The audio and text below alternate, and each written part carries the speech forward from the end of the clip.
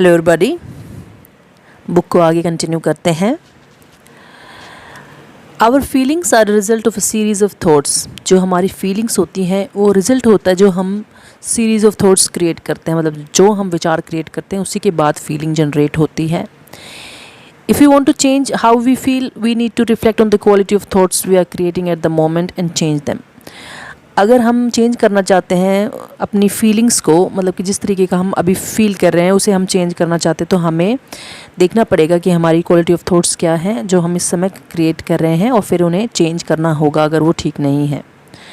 Changing our thoughts is the only way to change our feelings. अगर हम अपनी feelings को चेंज करना चाहते हैं तो फिर थॉट्स को चेंज करना ही एक तरीका है। Your experiences your choice. Our thoughts create our experiences. जो हमारे थॉट्स होते हैं वही हमारे एक्सपीरियंस क्रिएट करती हैं। In other words we experience whatever we think.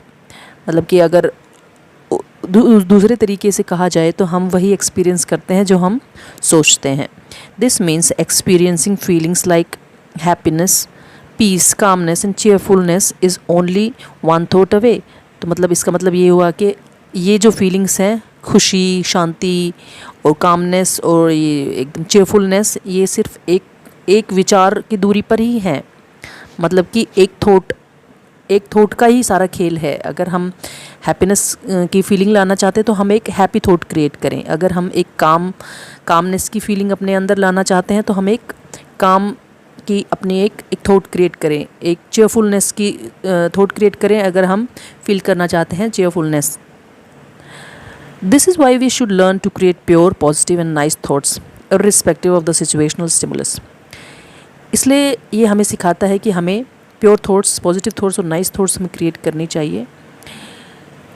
चाहे इसके विपरीत, चाहे सिचुएशन का स्टिमुलस कैसा भी हो, मतलब सिचुएशन चाहे कैसी भी हो, हमें हमेशा ये चीज़ हमें सीखनी चाहिए कि हमें हमेशा प्योर, पॉजिटिव और नाइस थॉट्स ही क्रिएट करनी चाहिए।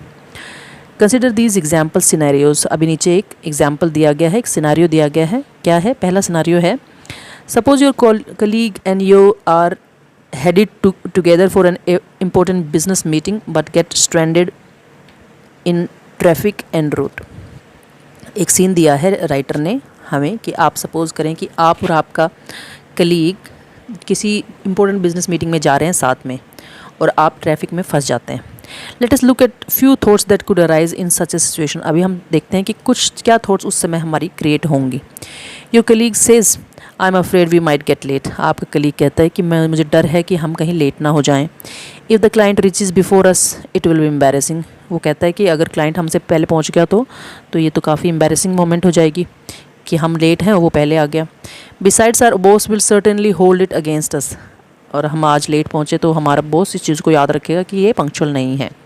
His thoughts give him an experience of fear, anxiety, worry and restlessness. तो उसकी ये जो थॉट है उसने जब ये क्रिएट करी हैं उसे क्या एक्सपीरियंस कराएंगी? फियर, डर, एंग्जाइटी, मतलब उसे चिंता होने लगेगी, और वरी, रेस्टलेसनेस, बेचैनी हो जाएगी उसको। यू मेंटेन कंपोजर एंड से। आप शांति रखते हैं, आप कहते हैं relax. The traffic will clear up and we will reach in time. आप उसे कहते हैं कि रिलैक्स, ट्रैफिक अभी क्लियर हो जाएगा और हम टाइम पर ही पहुंचेंगे। Everything will be perfect today. आज सब कुछ परफेक्ट होगा। Your thoughts give you an experience of peace, optimism and faith. तो आपने जो थॉट क्रिएट करी उसके बाद आपको क्या एक्सपीरियंस होगा? Peace, optimism and faith. Even if both of you reach the office late and get an earful from your supervisors, your colleague might not have the power to cope since his energy was already spend in the worrying.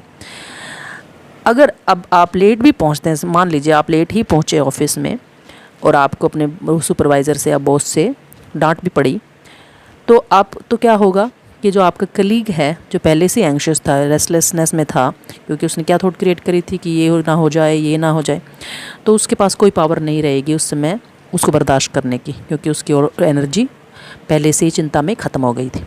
But you will have the energy to face the scene calmly and with stability. लेकिन आपके पास energy रहेगी उस scene को शांति और स्थिरता के साथ face करने की। तो आज के लिए हम अभी इतना ही रखेंगे, इसे हम दोबारा ऐसे रीड कर सकते हैं।